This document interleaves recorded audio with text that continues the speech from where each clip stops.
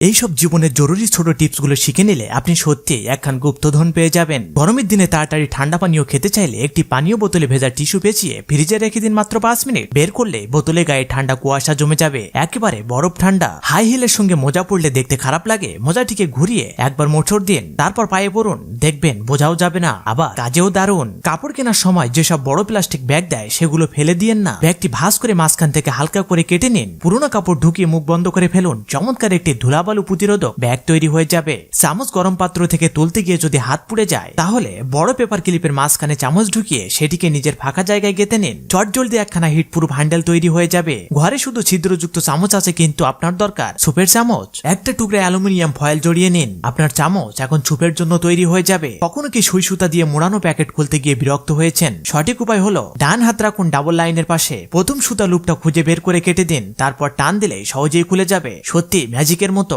এসির পানি যদি বারবার দেওয়ালে গড়িয়ে পড়ে, একটা হ্যাঙ্গার থেকে লোহার তার কেটে সরল করে ফেলে তা ড্রেন পাইপের মধ্যে ঢুকিয়ে উপরের দিকে একটু বাঁকা করে দিন, তারপর নিচের দিকে ভেঙে দিন, পানি আর দেওয়ালে পড়বে না। সবশেষে আপনি কোন জেলা থেকে দেখছেন সেটি কমেন্ট করে জানান। এখন কিছু লাইক সাবস্ক্রাইব পাওয়া যাবে কি?